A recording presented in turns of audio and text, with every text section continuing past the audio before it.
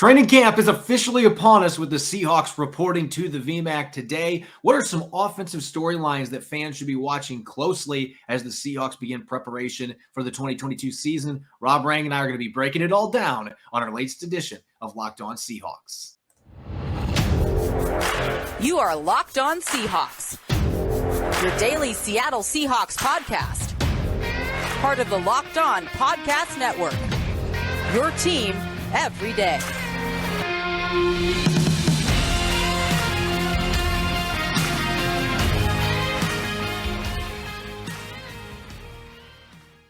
Greetings, 12. This is Corbin Smith, your host for Locked On Seahawks. Joining me for our Tuesday episode, my co-host in crime, Rob Rang. Glad to have him back in the saddle again. And it's officially the start of training camp. The Seahawks veterans and rookies reporting today. First practice coming up tomorrow. So football season is officially here. We're going to be diving into training camp, looking at some offensive storylines and some players to watch on the offensive side of the football in the next few weeks in a jam-packed Tuesday episode. Without further ado, let's get to it. Now for your lead story here on Locked On Seahawks. It's felt like it's been a year since the Seahawks last played a football game, but they will be back on the practice field tomorrow. Rookies and veterans reporting to the VMAC for 2022 training camp today. So that means we've officially reached the season. Football has returned, and that means it's time for some storylines. And the Seahawks are coming into this season, Rob, obviously with a lot of new faces, some significant turnover on the roster, as well as the coaching staff. I think it'd be remiss not to mention, though, as the first big storyline on offense. I know that it's kind of cliche at this point because it's been talked about for the last 4 months, but what is the game plan under center? Well, yeah, that's the obvious storyline ever since Seattle made the shocking trade of Russell Wilson. And before we even kind of break this down, Corb, I just wanted to, just kind of, as you said, just celebrate the fact that here we are on the eve of NFL training camps opening up to the media. And so NFL and Seahawks fans, yes, football is back.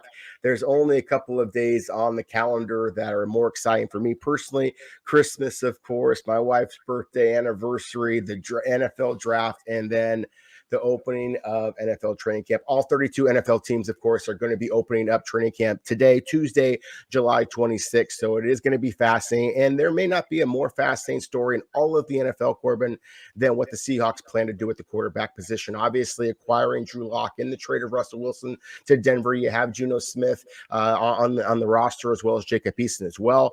I think it's going to be a fascinating competition. I really am curious to see if Seattle is going to basically do a one-on-one competition between Drew Lock and Jacob Eason, let them alternate snaps with the ones. What we've seen so far is primarily Geno Smith as the number one, and he's been operating with the number one receivers, number one running backs, number one offensive line.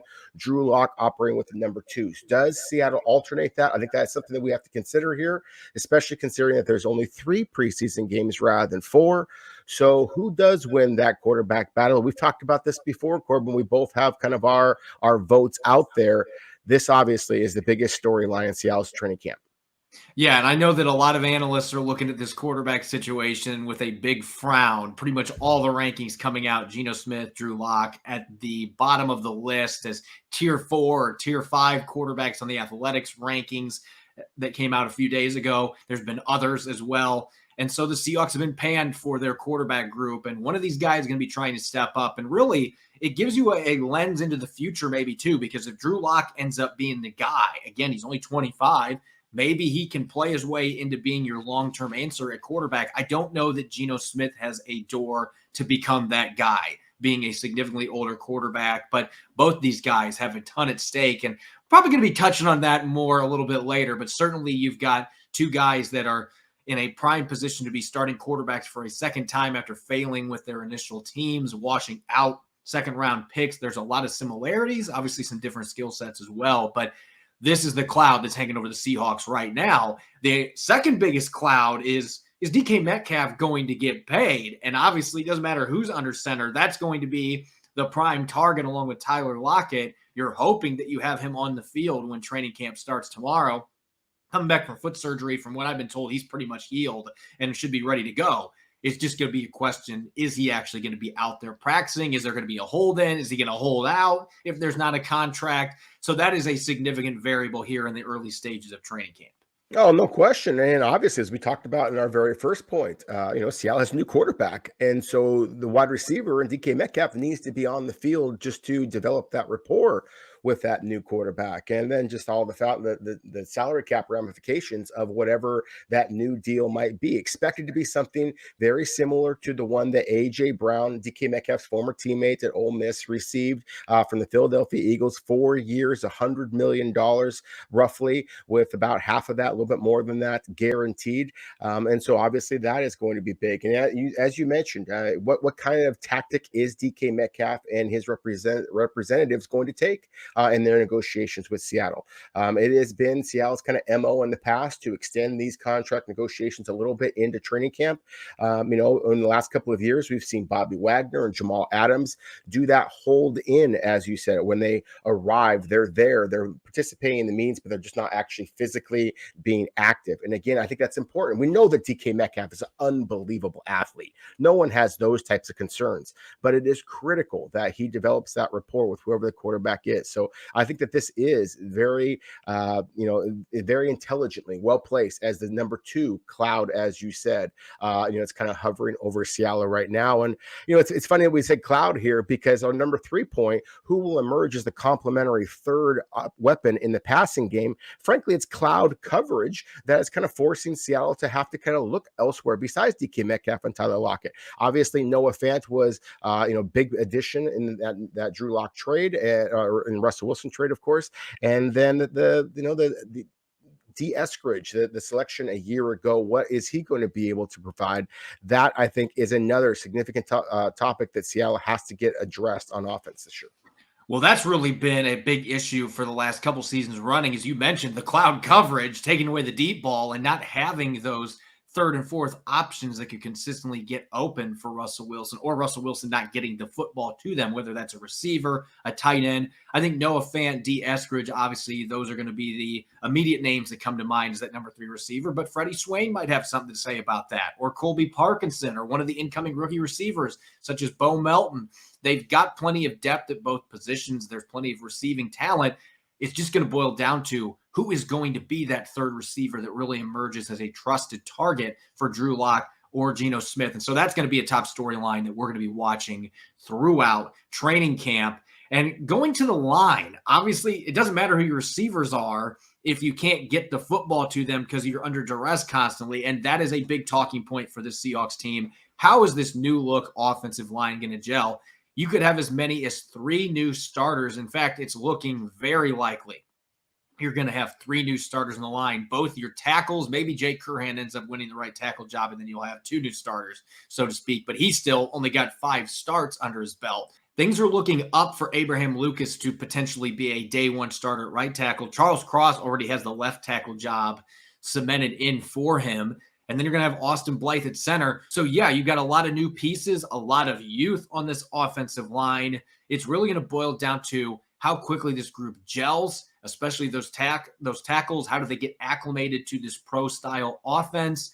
That's going to give them the best chance to hit the ground running and be a competent offensive line from the outset for Seattle. Yeah, I love that you said hit the ground running, because I think that's one of the ways that you try to protect a young and relatively inexperienced offensive line. And not only inexperienced, as you said, Jake Curhan being Seattle's longest tenured offensive tackle on the roster at this point with 5 career starts, but of course, inexperienced in terms of working together. They brought in the veteran center, Austin Blythe. We'll talk about him a little bit later today, Corbin, but it's kind of similar to what we saw with Gabe Jackson a year ago. I think there was all this expectation that Gabe Jackson was going to come in and be a bit of a difference maker for Seattle. And he was a solid player, but I don't think that he was truly a difference maker for them this past season. It's going to be interesting to see what Austin Blythe is able to provide, because, of course, while Seattle has all kinds of transitions with their roster, the Super Bowl Rams still have Aaron Donald, and that is something that Seattle has to figure out at that center position. So, again, kind of going back to what you said, will Seattle's offensive line be able to hit the ground running? Our 5th and final story here, as far as offensive line or offensive storylines going into training camp, will the Seahawks have the services of Chris Carson, and what does that mean to the running back room? Obviously, if you have Chris Carson and just the physical type of back that he is, that just makes Seattle's running game that much stronger. But obviously, there's a lot of talent there besides Carson, not the least of which is Ken Walker, who we're hoping is going to wind up signing his rookie contract before training camp is, as his fellow second-round pick, Boye Mafe, the edge rusher for Minnesota, just announced a couple of moments ago, again, Tuesday, July 26th.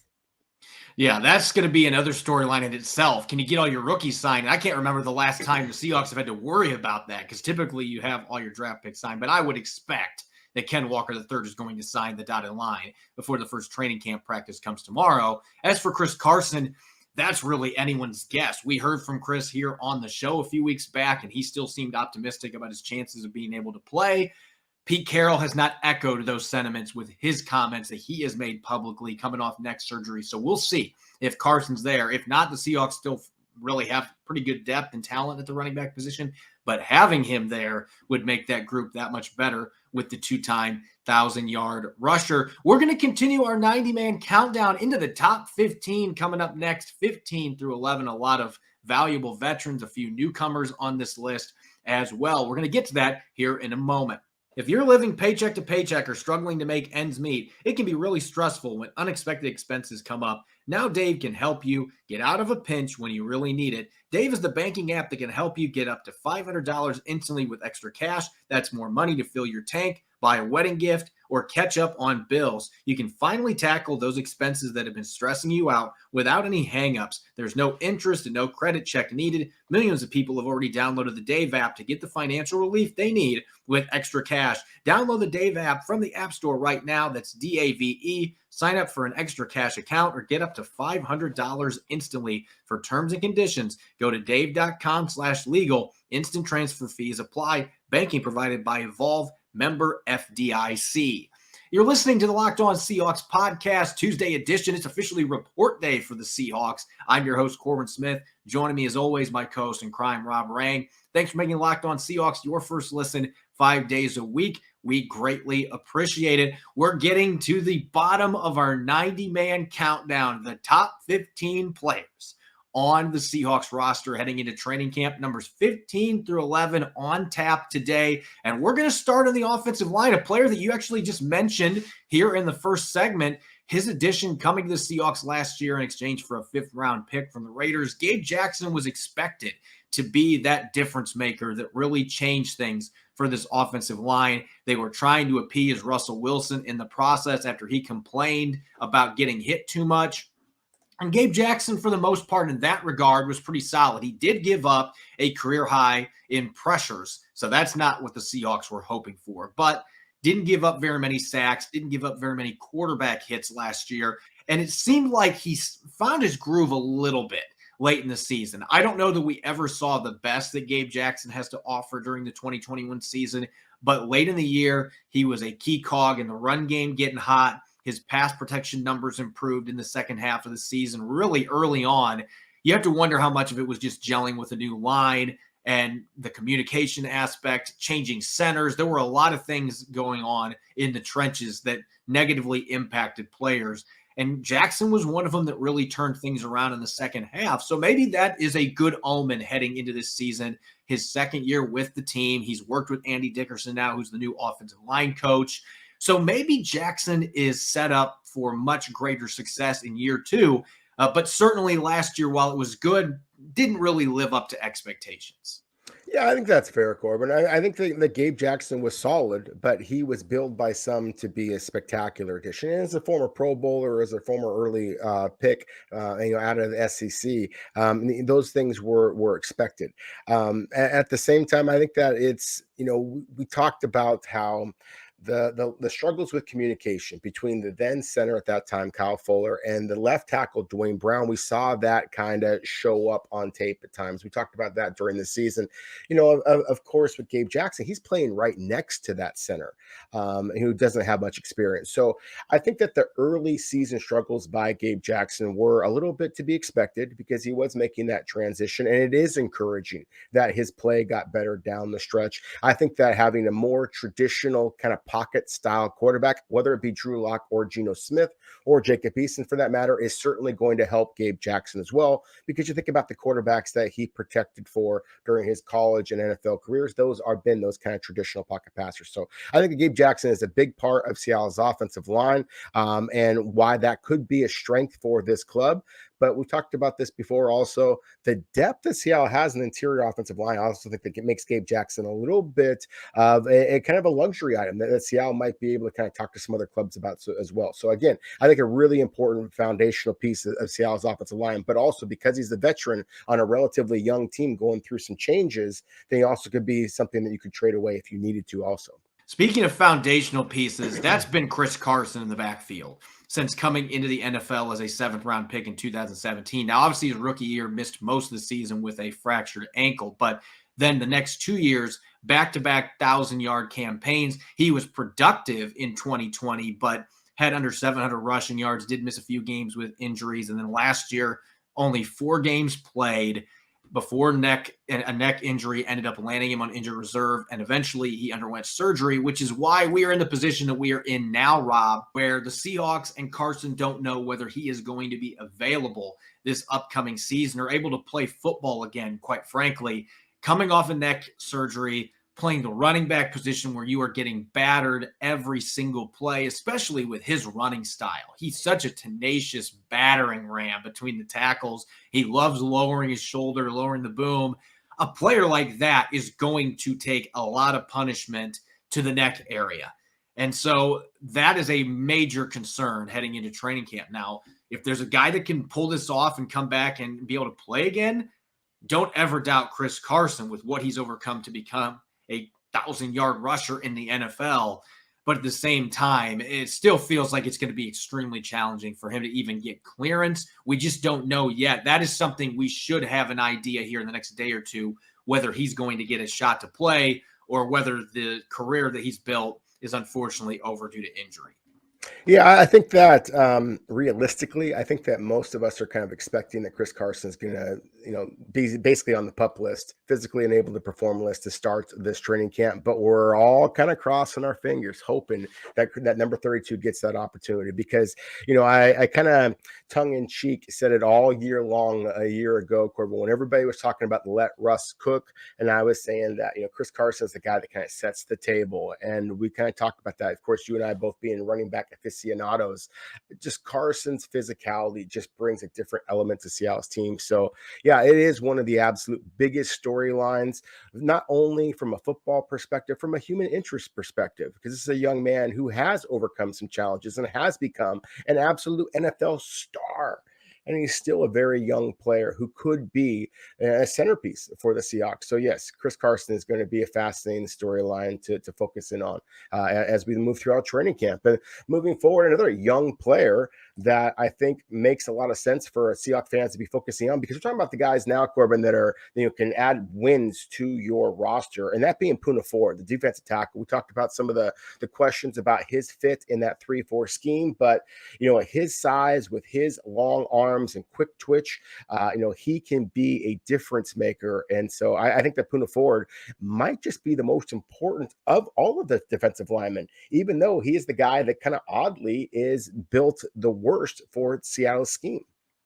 Yeah, I think that the misnomer that's out there right now, there have been plenty of fans that have pointed this out on social media. They're looking at Poona Ford's size and his skill set being a penetrating defensive tackle.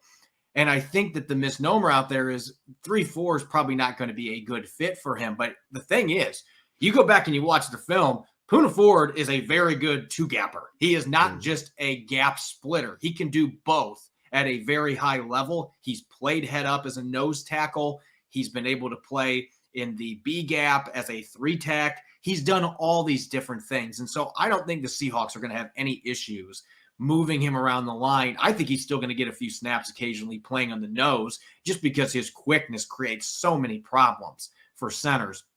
So they're going to move him around, and I anticipate he's going to be very productive as he has been. I keep saying it. At some point, there's going to be a breakout year in the sack category. Maybe this is the year it finally happens, because he is entering a contract year. He has the highest cap hit in the Seahawks, but he's going to be a free agent next year. There's a lot on the line for him in terms of money, And this is going to be a prime opportunity for him maybe to hit free agency. So I expect there to be just another level for Poona Ford this year. And really, the pass rushing stats are going to be what makes him the most money. And playing in a 3-4, he's going to have his opportunities to be able to do that. And so I still believe that Poona Ford has a chance to have a breakout season this year and get that bag next offseason, whether it's from the Seahawks or from another team. I don't think the scheme fit is going to be an issue. Coming in at number 12, a player that needs a bounce back season and then some. Damian Lewis coming off a really good rookie year. Last season was not near as good for him. And he had a number of issues that he had to deal with. He was injured for a good portion of the season. He battled an abdomen issue, an elbow injury, a shoulder injury. And then he also had to move positions. And I don't think that that went near as smoothly as the Seahawks hoped that it was going to.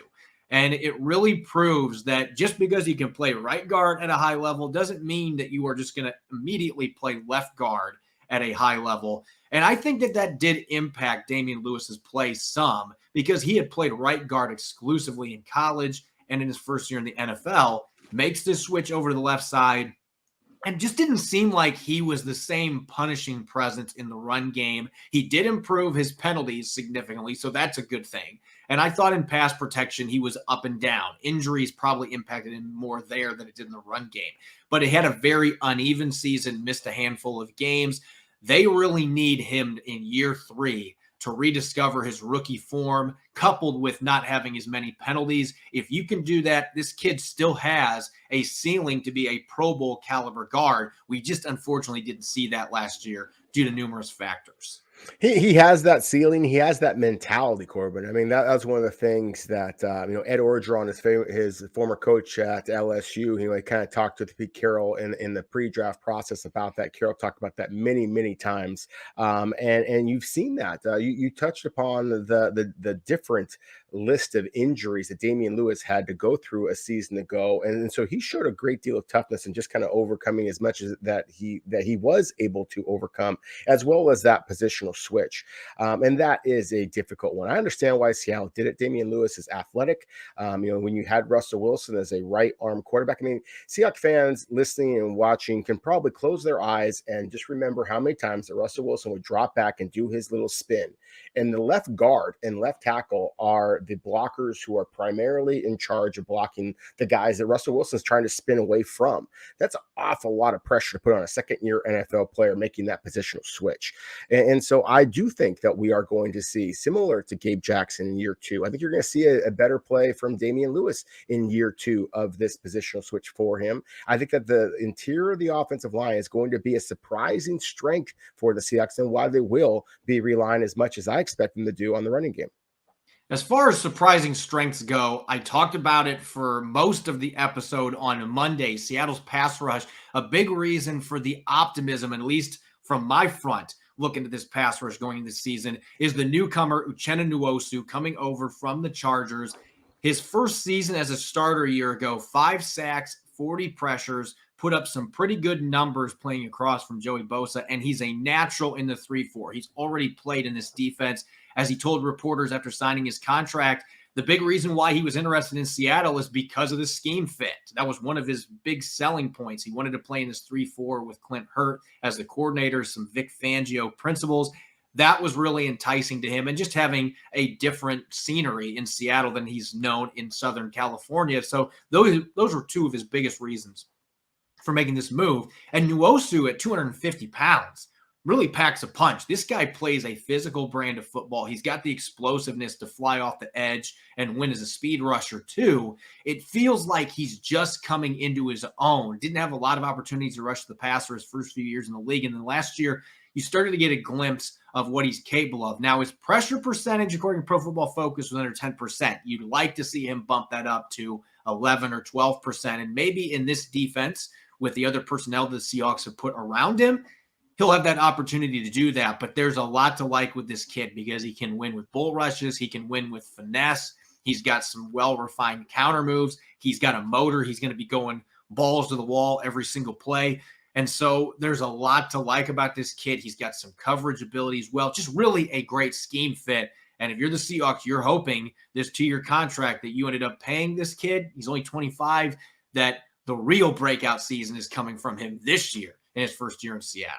And again, I'm going to sound like I am just wearing my Seahawk blue or green glasses here, but Nwosu is a player that I'm really excited about.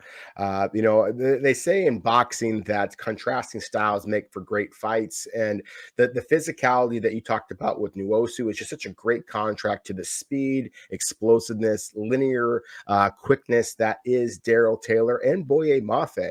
And I think that those three different styles of edge rushers is going to give Seattle a much more formidable pass rush this season than we've seen in the last couple of years. And so I'm really intrigued by that. And, one team that, of course, Uchenna Nwosu, as a former member of the Los Angeles Chargers, is very familiar with is the Denver Broncos. And I think that it just fits in so well for Nwosu to come in and have a splashy performance in week one, because that is the kind of junkyard dog mentality that he has always played with going back to his days at USC. And so I really think that this is kind of one of those, again, relatively unheralded storylines from a national perspective. You and I have talked a lot about Nwosu, but I really do think that he is very much a challenger to lead the Seahawks in sacks.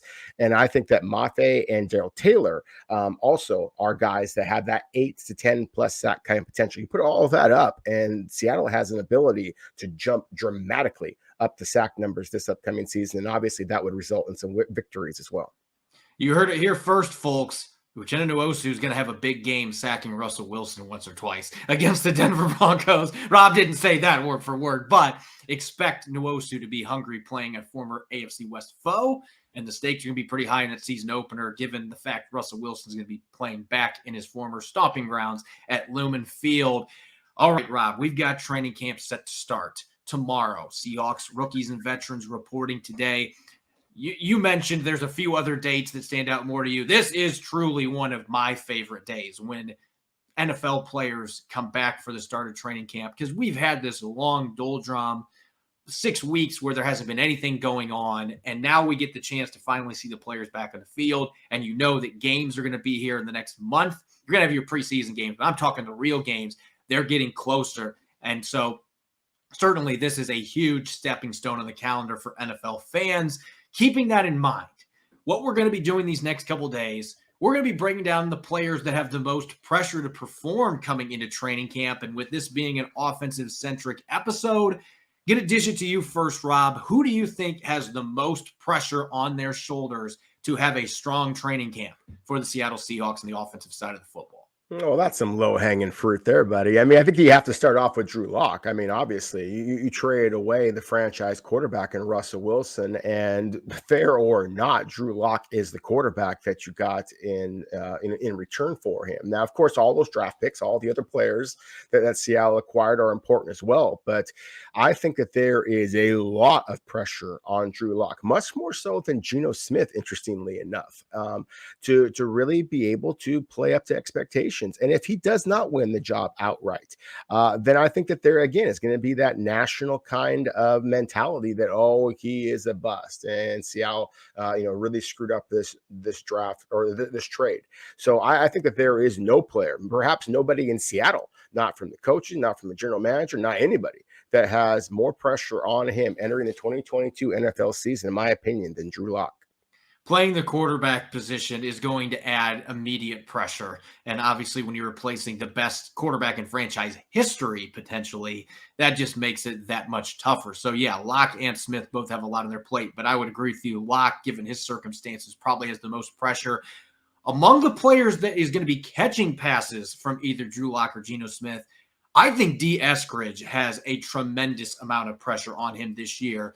Not just because his rookie season was a disappointment. As we've talked about, the injuries prevented him from being on the field. He missed 7 games with a concussion, had just 10 catches for 62 yards, 6.2 yards per reception.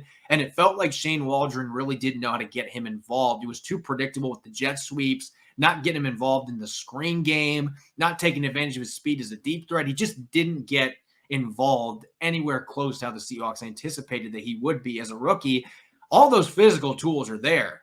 D. Eskridge can be an outstanding NFL receiver and a great complement to DK Metcalf and Tyler Lockett, but he's got a lot of pressure on him because of how last year played out. And also, the fact that Creed Humphrey is now a star center in Kansas City already, and the Seahawks had a chance to pick him and they chose Eskridge instead. Whether fair or not, Eskridge is going to be judged based off that now. And so he needs to prove his worth, that he was worthy of that second round selection. And we've talked time and time again about how badly this team needs a third weapon to emerge in the passing game, especially with a quarterback that isn't of Russell Wilson's caliber. They're going to need third and fourth receivers that can step up as outlets. And D. Eskridge can be such a weapon in the quick passing game, creating after the catch. Those are the kind of receivers that could really make life easier for Drew Lock or Geno Smith. And so there's a lot of pressure on Eskridge, but at the same time, there's still a lot of excitement about this player, at least from my perspective, that he can be a difference maker on offense for the Seahawks. Yeah, it's very similar to Drew Lock, as I mentioned before, Corbin. I think there's a lot of pressure, but at the same time, it's exciting talent and it's an exciting opportunity. And so, yeah, I think that D. Eskridge, his fit in Shane Waldron's offense is clear. That's why Seattle drafted him in the first place. I think that what also is clear is that Charles Cross has to be the man at left tackle. And so I started off having the conversation about Drew Lock and all the expectations of replacing a legend. We haven't talked about this enough. Seattle has to replace a legend in Dwayne Brown, long time, multiple Pro Bowler, and 13-year NFL veteran, I believe it is. I mean, my goodness, what a traditional and a reliable left tackle that he has been for as long as he has been in the NFL. And now Charles Cross, as a redshirt sophomore, is coming in and being expected to handle that. I think that is just kind of a fascinating decision by Seattle to put that much pressure and have no quality proven backups currently on the roster as they start training camp. So I think there's an awful lot of pressure on Charles Cross. I mean, again, talk about with Drew Lock, he was the quarterback that was brought in to replace Russell Wilson. But the biggest commodity at this point in that Russell Wilson trade was the number 9 overall selection of the 2022 draft. And that, of course, was used on Charles Cross. So there is as much pressure on Cross, arguably, as there is on anybody other than Drew Lock at this point, with all due respect to the player you mentioned, D. Eskridge, a year ago. Again, if Charles Cross is not a star, if he has not proved himself to be a legitimate early first-round pick player, then this whole Russell Wilson trade thing could wind up absolutely blowing up in Seattle's face. Yeah, no pressure. You're a top 10 pick. You're replacing Dwayne Brown, one of the best tackles of his era, a proven, reliable veteran that was an all-pro for the Seahawks as well as the Texans. So you've got some huge shoes to fill, and you're making this jump into a pro-style offense. There's questions about the run blocking. I don't necessarily have those same concerns as some people do from what I've seen on film, but it's still a huge jump going into this pro-style offense where there's going to be a lot more running, playing out a three-point stance. So, yeah, number 9 overall pick, you're supposed to be a star. You're supposed to be an impact player right away. The Seahawks need him to be at left tackle, the second most important position on the offensive side of the football. I'm going to state the skill positions for my second selection here. And I know Noah Fant and Will Dissly are atop the depth chart, but I talked about the tight ends yesterday, and Colby Parkinson to me still has a very high ceiling, and he has a unique skill set. There are not many 6'7" tight ends out there that can also run in the low 4.7s, high 4.6s, and have soft hands. He didn't drop a single pass during his career at Stanford. I mean, this guy is a rock when you are throwing the football to him. And at that size with those athletic traits, he should be a matchup nightmare. I know that that's a cliche term that's used a lot, but I mean, he truly is a nightmare. If you're a corner, safety, or linebacker, that's not what you want to be dreaming about. Oh, I got to defend a 6'7" tight end that can run and he can catch everything. You don't want to have to cover guys like that, particularly inside the 20-yard line.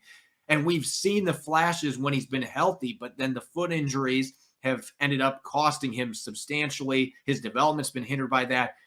The belief, and at least from my perspective, is that this kid can be a player that can get you 25 catches, 300 yards receiving, and get you 6, 7, 8 touchdowns if you really maximize his ability. And yet he's had 7 catches total and no touchdowns his first 2 seasons. Been very limited in terms of being involved in the passing game.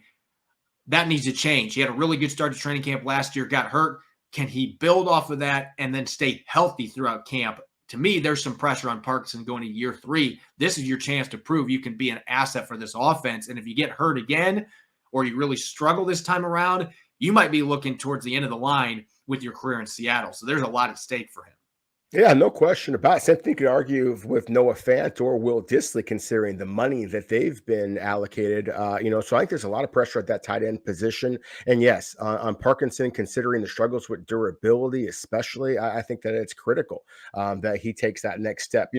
You're talking about a young player there, a guy that we are hoping it takes that next step. One that Seattle is hoping that kind of reverts back to the starting form that he showed is Austin Blythe. And he is Seattle center at this point. I mean, obviously, Kyle Fuller remains on the roster. Ethan Posick is elsewhere. Seattle may, there's a possibility a guy like a Dakota Shepley might be able to get himself into the mix, but it seems pretty clear that the veteran Austin Blythe is going to be that center, and that isn't necessarily a huge upgrade. And considering the talent of the pass rush, especially guys like Aaron Donald, we've talked about endlessly on our show, that is a huge area of concern. And I said before, I do think that Seattle's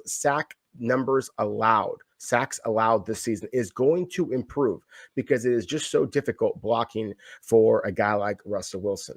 But at the same time, when you have a lack of experience at the quarterback position like Seattle is going to have, whether it be Locke or Smith at quarterback, then that obviously is a concern. So Blythe has to come in and be a steadying force, and that's an awful lot of pressure to put on a player who probably is going to be spending today, Corbin, introducing himself to some of his new teammates. Yeah, for the most part, the line has been there for OTAs and mini camps. They do have that advantage. They've gotten some chances to gel on the field. But when you've got two rookie tackles potentially starting on day one, that is a lot of pressure to put on your center to be able to bring that unit together with the communication calls, get everybody on the same page. And so, yeah, there's a lot of pressure. There's a lot of weight on Blythe, and he's on a one-year deal too. Like, you're playing for your future here in Seattle, and you've played for Shane Waldron and Andy Dickerson. You know them well. You know the scheme well. That's going to help your acclimation period. You should be able to jump right in, but at the same time, you really need to play at a high level to guarantee your opportunity next season. Otherwise, you might be out on the free agent market again. And after a missed opportunity in Kansas City last year, only playing 4 games, if he has another subpar season, he might be on the outside looking in terms of getting a starting job next year. And so he's got a lot on his plate, trying to be the headliner of this offensive line, the leader, the main communicator with a lot of youngsters that are going to be around him. And he's on a one-year contract. It's certainly a huge season coming up for Austin Blythe. Real quick, I know he's not an offensive player technically, but I'm just going to throw Jason Myers out because he does score points. He's a field goal kicker. And the Seahawks are bringing in kickers for tryouts. And I'm not saying that means they're looking to replace Jason Myers, but it actually shows they may be looking to add another kicker to compete against him, which I think is a statement if the Seahawks end up doing that. Now, trying out and signing are two different things, but Myers had a subpar 2021 season.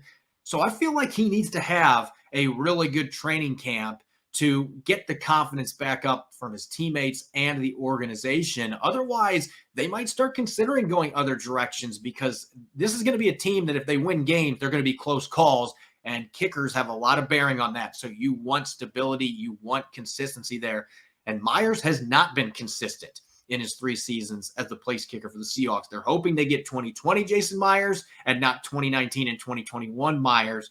And so there's a lot at stake for him going into the final year of his contract as well. As always, you can follow me on Twitter at Corbin Smith NFL. You can follow Rob at Rob Rang. Make sure to check out Locked On Seahawks on Apple Podcasts, Google Podcasts, Spotify, and 5 days a week streaming on YouTube. Coming up tomorrow, we're going to continue our training camp primer. We're going to be looking at some defensive storylines and defensive players that have a lot to prove, a lot of pressure on them heading into this training camp. You won't want to miss it. Enjoy the rest of your Tuesday. Happy start of training camp. Go Hawks.